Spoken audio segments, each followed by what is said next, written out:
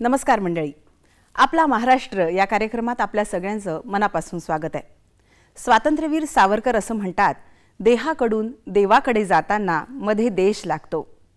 आणि या देशाचाच स्वातंत्र्याचा अमृत महोत्सव यावर्षी आपण साजरा करतोय। त्यामुळे क्षणभर या देश नावाच्या थांब्यावर थांबूया, भारत मातेला नमन करूया आणि सुरुवात करूया आजच्या कार्यक्रमाला, ज्याचं नाव आहे आपला महाराष्ट्र।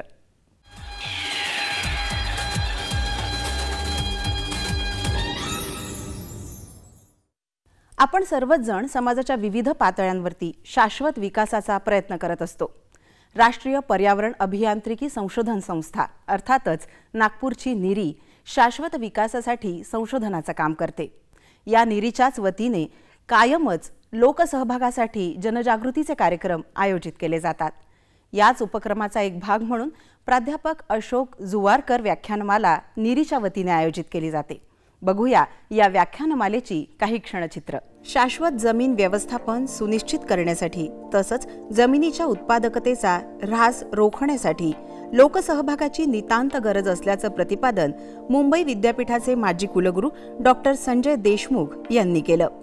राष्ट्रीय पर्यावरण अभियांत्रिकी संशोधन संस्था अर्थात निरीच्या वतीने आयोजित डॉक्टर अशोक जुवारकर व्याख्यानमालेत प्रमुख वक्ता म्हणून ते बोलत होते।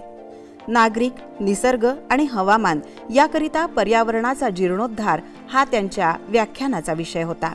यावेळी निरीचे संचालक डॉक्टर अतुल वैद्य आणि वरिष्ठ वैज्ञानिक प्रकाश कुंभारे व्यासपीठावर उपस्थित होते। डॉक्टर देशमुख यांनी आपल्या संबोधनात 3 प्रकल्पांच्या यशोगाथा सांगितल्या, ज्यात राजस्थानच्या झवर खाणी, मुंबईतील खारफुटी परिसर आणि तामिळनाडूच्या पिचावरम खारफुटी व्यवस्थापनातील आमूलाग्र बदलांचा त्यांनी परिचय करून दिला।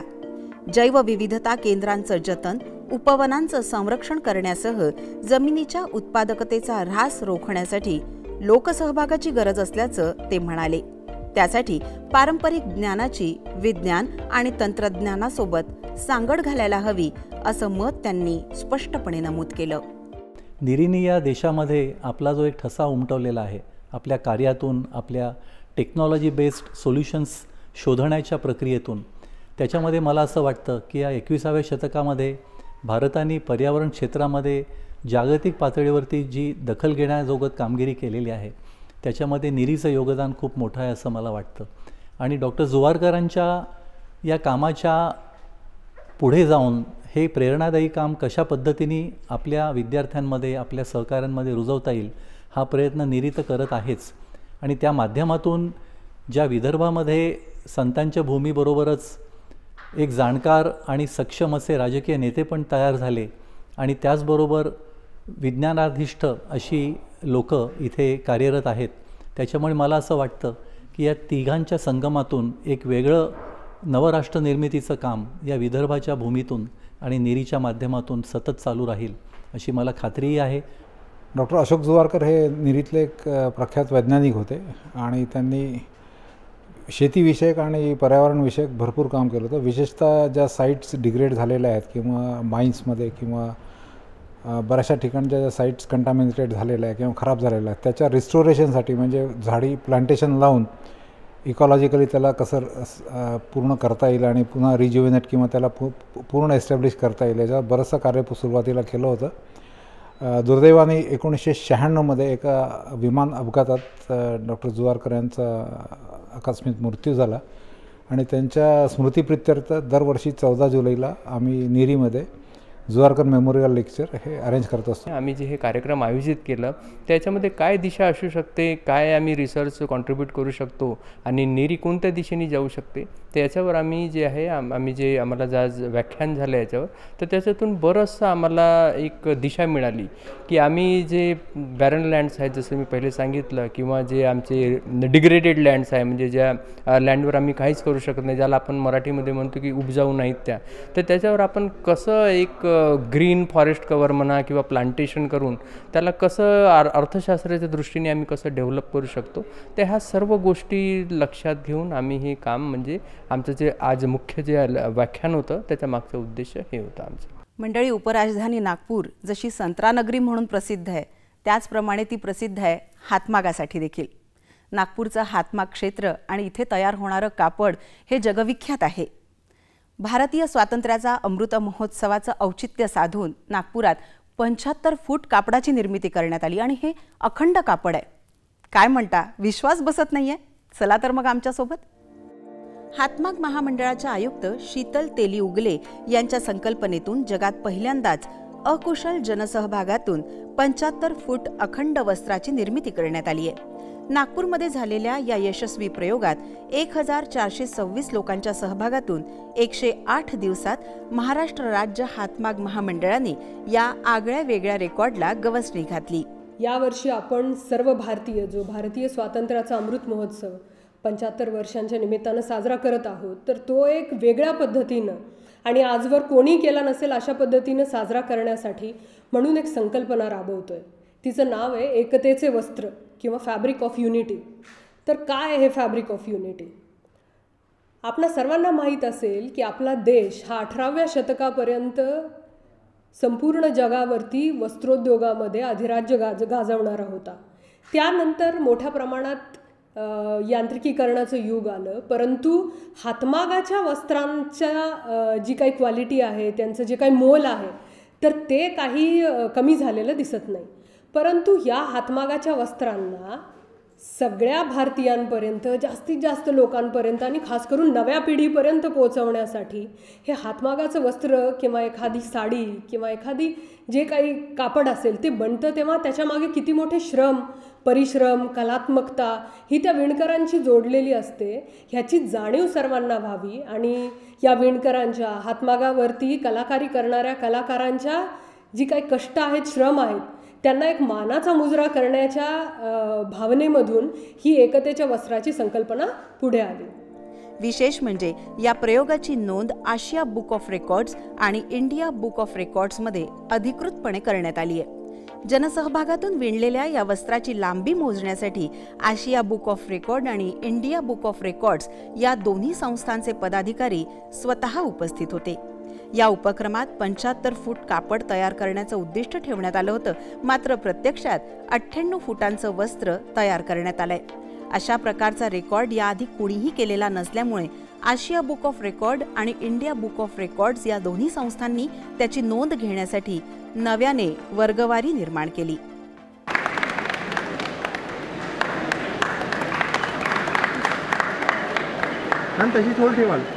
तुम्हाला सगळ्यांना माहिती असेल, आज सगळे हँडक्राफ्टेड, हँड पेंटेड किंवा हँड पिक्ड असे शब्द आपल्याला कायम ऐकू येतात.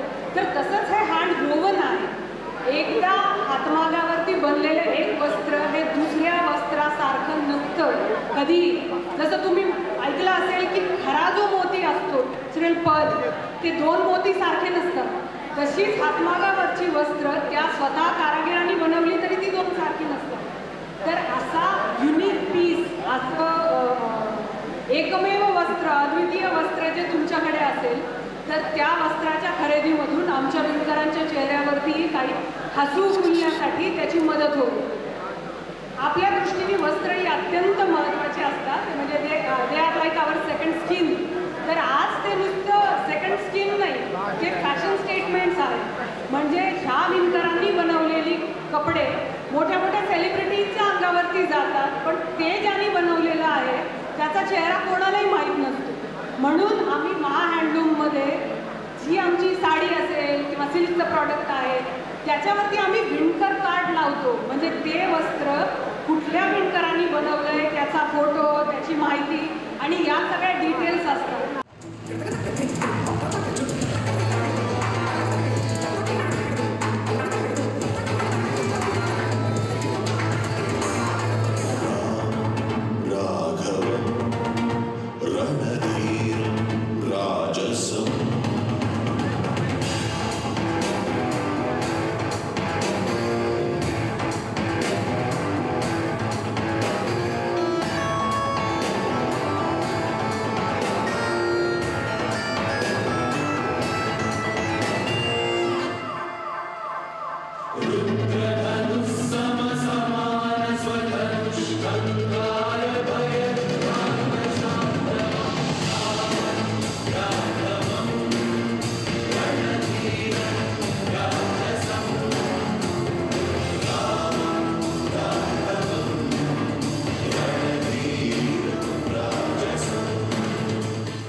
मंडळी, नागपुरात श्रावण महिन्याची सुरुवात जरा विशेषच झाली.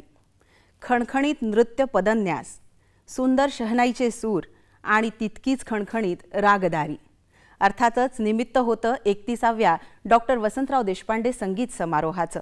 चला तर आमच्यासोबत बघूया या समारोहाची ही क्षणचित्र. संत्रानगरीत 31व्या डॉक्टर वसंतराव देशपांडे स्मृती संगीत समारोह दक्षिण मध्य क्षेत्र सांस्कृतिक केंद्राच्या वतीने आयोजित करण्यात आला.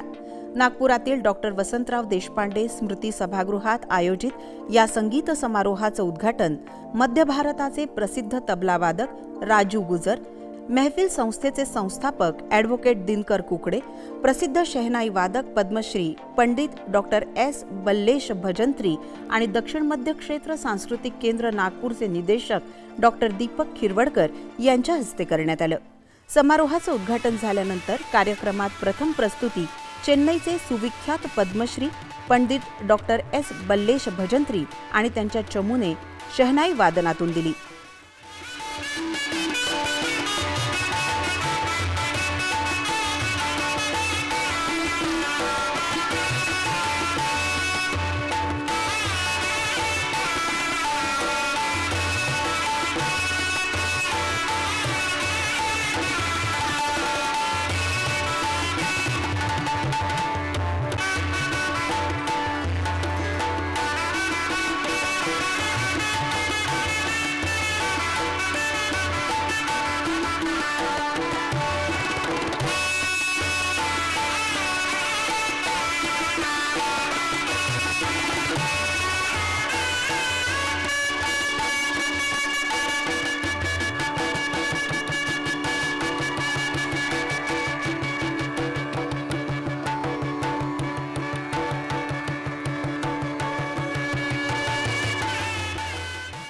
समारोहाची दुसरी प्रस्तुती मुंबईच्या ख्यातकीर्त गायिका डॉक्टर अश्विनी भिडे देशपांडे यांच्या शास्त्रीय गायनाची होती.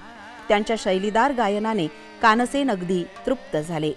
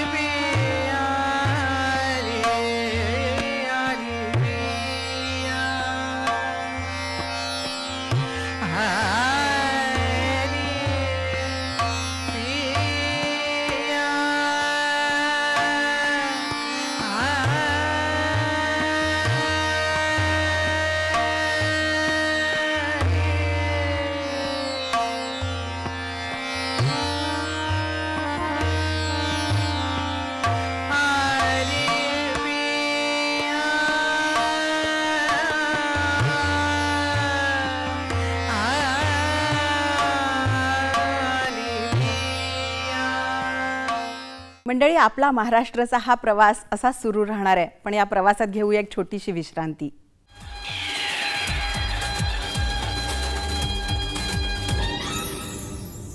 ब्रेक नंतर आपल्या सगळ्यांचं खूप खूप स्वागत आहे.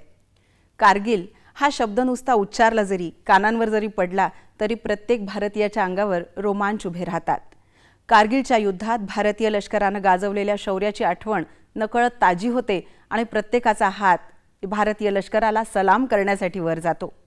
सध्या आपण भारतीय स्वातंत्र्याचा अमृत महोत्सव साजरा करतोय आणि याच निमित्ताने कारगिल विजय दिनाचंही तितक्याच उत्साहात स्वागत करण्यात आलं आणि हा दिवस साजरा करण्यात आला.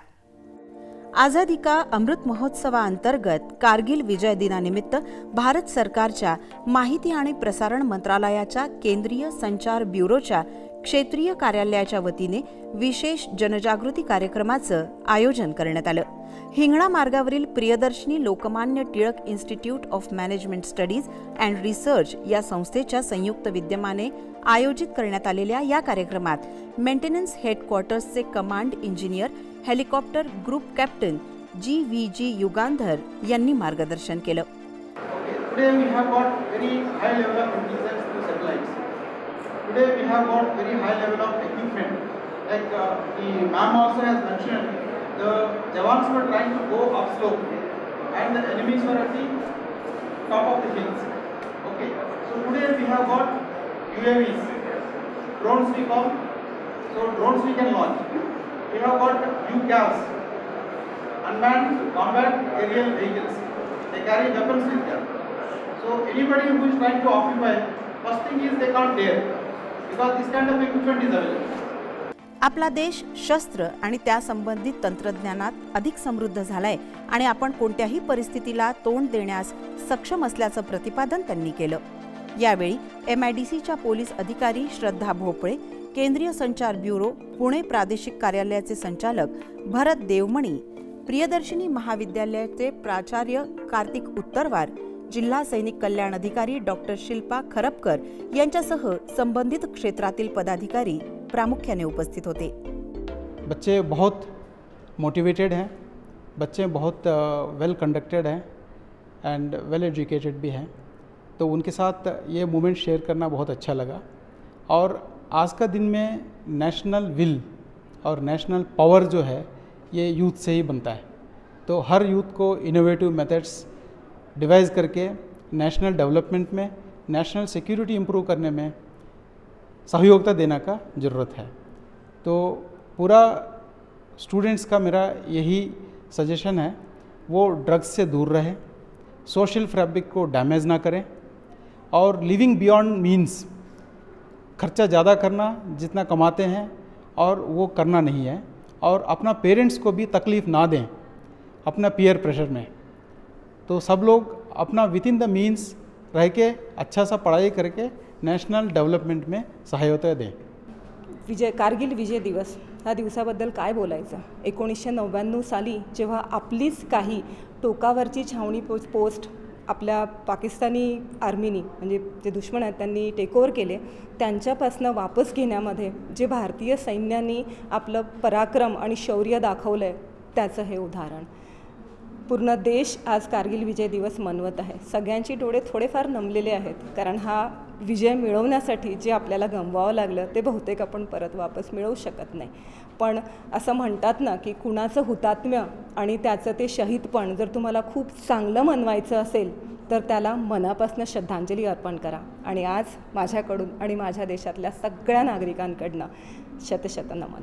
केंद्रीय संचार ब्युरो आणि प्रियदर्शनी इन्स्टिट्यूट ऑफ मॅनेजमेंट या दोघांच्या अनुषंगाने आम्ही इथे कारगिल विजय दिवस साजरा करतो आहे। या दोन्ही कॉम्पिटिशनमध्ये आम्ही स्टुडंट्सचा सहभाग घेतलेला आहे आणि पहिली कॉम्पिटिशन होती पोस्टर मेकिंग कॉम्पिटिशन आणि दुसरी कॉम्पिटिशन होती वक्तृत्व स्पर्धा। कारगिल विजय दिवस या दिवसामुळे मुलांमध्ये एक देशभक्तीपर भावना निर्माण झालेली आहे आणि पुढे देखील आम्ही आमच्या MBAच्या विद्यार्थ्यांसाठी अशा प्रकारचे कार्यक्रमाचं आयोजन करू आणि मुलांना मॅनेजमेंटसोबत देशभक्तीशी रिलेटेड गोष्टी पण शिकवण्याचा प्रयत्न करू। आपला महाराष्ट्र या कार्यक्रमात आणखी एक वेगळी स्टोरी घेऊन आपल्याला भेटतोय, पण त्याआधी एक छोटासा ब्रेक।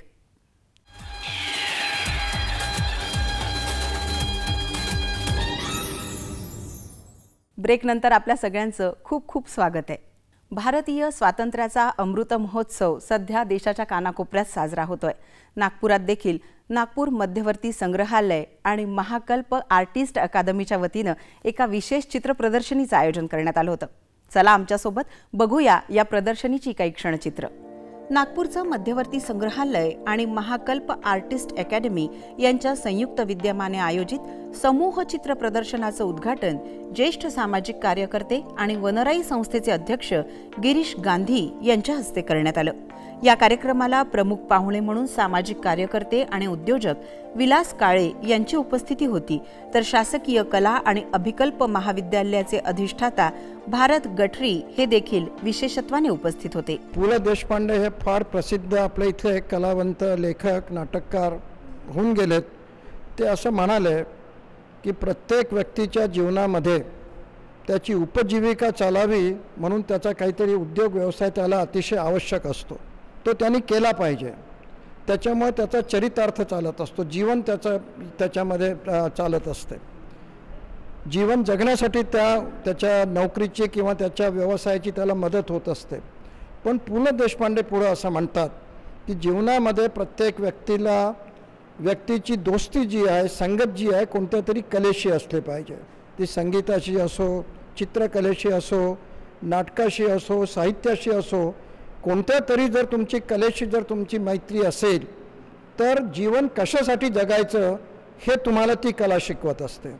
जीवन जगण्यासाठी जसं तुम्हाला तुमची उदरनिर्वाह करण्यासाठी तुमचा व्यवसाय किंवा नोकरी आवश्यक आहे, तसं हे जीवन कशासाठी जगावं हे जर समजून घ्यायचं असेल तर कोणत्या तरी कलेशी मैत्री केली पाहिजे.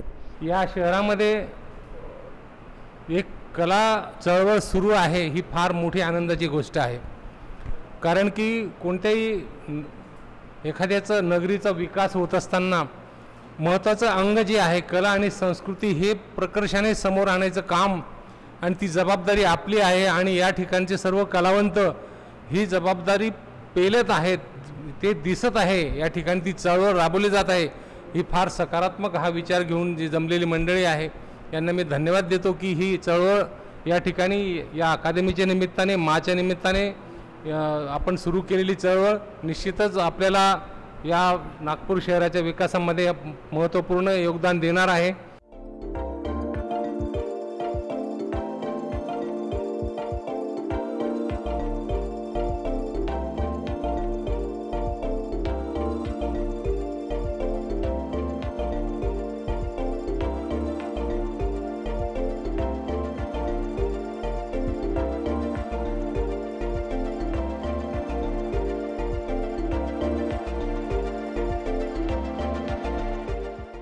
मंडळी, आपला महाराष्ट्र या कार्यक्रमाच्या माध्यमातून भारतीय स्वातंत्र्याच्या अमृत महोत्सवानिमित्त आयोजित विविध कार्यक्रमांचा आस्वाद आपल्यापर्यंत पोहोचवण्याचा आमचा आजचा हा प्रयत्न आपल्याला नक्कीच आवडला असेल अशी आम्हाला खात्री आहे. आपण नक्की भेटू या पुढल्या कार्यक्रमात. तोपर्यंत तुम्ही स्वस्थ राहा, मस्त राहा. नमस्कार.